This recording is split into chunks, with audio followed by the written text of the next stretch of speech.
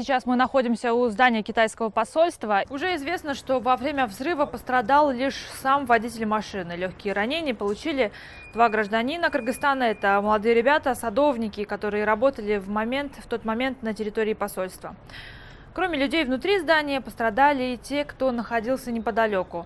Вот что рассказывает охранник одного из частных особняков, которому чудом удалось выжить. Небольшие осколки попали ему в голову. Приехала машина, я, слава богу, сидел в будке. Приехала Митсубиси. Завернула, заехала вовнутрь. Ворота снес на скорости, потом туда. А, внутрь заехал, да? Внутрь ворот снес на скорости. Я зашел в контейнер, чтобы перекусить, и услышал стук. А потом раздался взрыв. Власти уже подтвердили, что взорвалась машина, которая на полной скорости протаранила ворота посольства КНР. В МВД почти сразу назвали атаку терактом. Подробности происшествия сейчас выясняет следствие. На место прибыли вице-премьер-министр по вопросам безопасности Джениш Разаков и министр по чрезвычайным ситуациям Кубатбек Боронов. Комментарий один.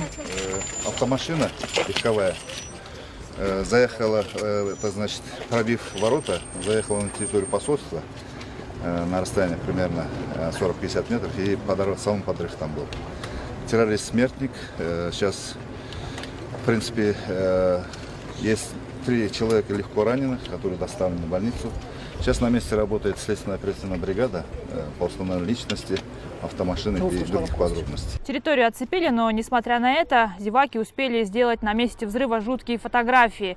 На кадрах сейчас части тела, предположительно, террориста-смертника, ухо и пальцы. Взрыв был такой силы, что слышно было его на расстоянии примерно 10 километров. В домах поблизости взрывной волной выбило стекла на окнах. Местные жители, кстати, люди непростые. Это дипломатический городок.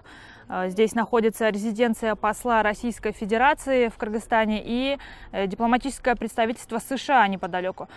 Здание посольства Китая, между тем, считается одним из самых охраняемых. Это практически настоящая крепость. Протаранить ворота диппредставительства атакующий пытался на машине высокой проходимости. Это пока все, что известно на данный момент.